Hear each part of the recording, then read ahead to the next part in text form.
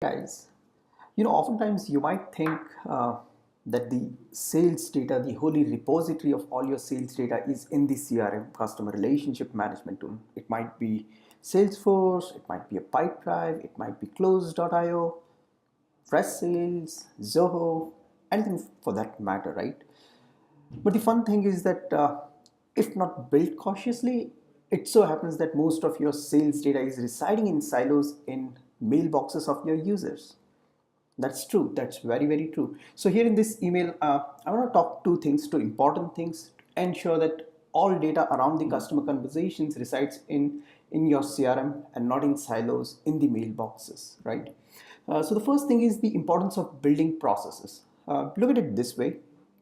Every time one of your SDRs or BDRs creates an opportunity and hands it over to your sales rep, right? This SDR BDR to A handshake has to be super smooth, right? Oftentimes it so happens that the op is created, and then assuming the AE gets on a call, the account executive gets on a call, and the guy doesn't turn up, the prospect doesn't turn up, where does that go? You have to build processes around that to ensure that every time there is a no-show, your A parks that in the no-show stage, and a mail automatically fires back to the SDR or the BDR who created it saying, hey so and so, the mail that the prospect that you invited me to talk to did not turn up on the call, can you please reschedule?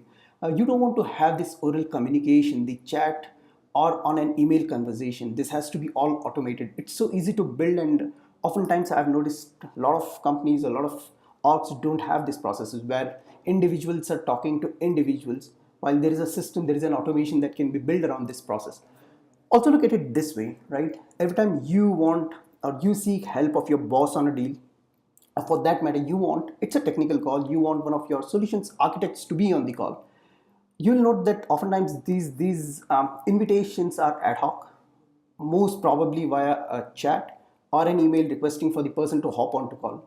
So looking back, if you are to do analysis on how many calls were my solutions architects involved in, right, to do resource planning or to really credit these people, there is no way you can do, right? And this invitation does not have to be manual at all. Again, you just have to ensure you build a field onto your CRM. uh, the A or the sales guy just invites, clicks that who he or she wants on the call, and a mail goes out to the solutions architect saying, hey so and so, I need you on this call, these are the few details that you might want to know. That way you're saving the time of the solutions architect. They already have the details about the deal before they hop onto this call and help you on the technical details. Plus they credit it for it, right? You can do a ton of analysis down the line, seeing how many deals are actually influenced by a solutions architect on the call.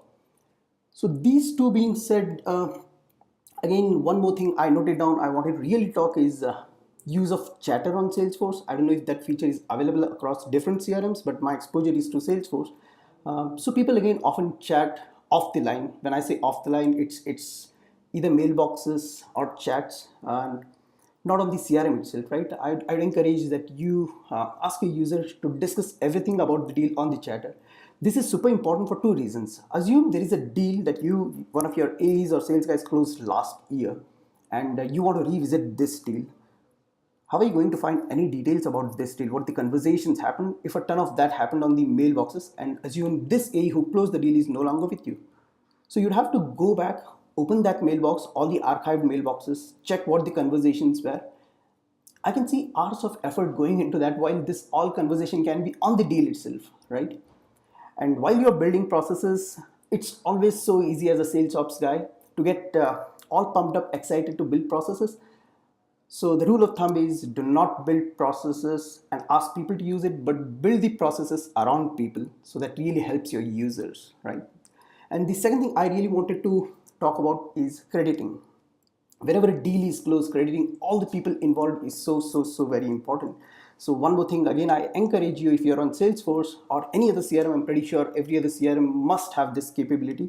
If not, I can talk of Salesforce because I've used that. Build an HTML template, put your company's logo up and down, right, on the footers and all, so that you have your company's branding across when the mails goes out. Every time someone closes a deal, an automated mail goes out to everyone involved in the team saying who created this deal, right? You're crediting that way the SDR or the PDR who created that deal, and name of the solutions architect involved in the deal. So that way you're crediting them.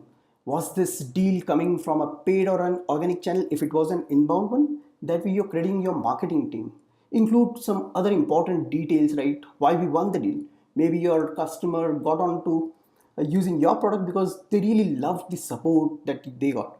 So include that, so support gets the credit for that, right? Maybe they loved your feature. Include because of the feature. That way product team is credited for that, right? So you can see how pertinent it is, how important it is to credit. Also include other details, how long it took you to close the deal, right? And so many other details. What is the use case? What is the product?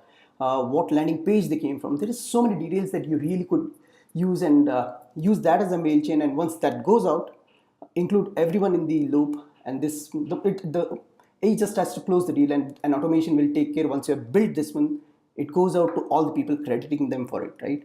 And then a conversation builds around that. Once the mail goes out, people start looking, hey, congratulations. And please keep a track. When you first build this, keep a tab on what kind of conversations goes around that deal. You'll see people responding to a few details, adding more details, saying, hey, you know what, so and so, say, hey, James helped us on this deal. Maybe Sakshi was influential. I mean, her way of convincing the customer when we were on the verge of losing the deal got us the deal, right? These are keep a track on these and try ensuring if you could already bring that into the first mail itself, right? So these two things important. Build processes, but do not force your users into building processes. Build processes around the users. Keep your user is this in the center of building processes. At the end of the day, it turns out for a sales ops guy, the sales SDR BDR are the customers. So keep the customer at the center of it and ensure you credit all the people involved in the deal. That would mean doing a ton of analysis, ensuring you build the whole ecosystem to capture that data. So there is going to be so much important data. And down the line, when you're analyzing this data, you'd see some beautiful patterns around it. I promise you that, right? So hey, this is Rajesh, your friendly neighborhood sales ops guy. I hope you enjoyed the video. I'll see you in the next. Thank you so much.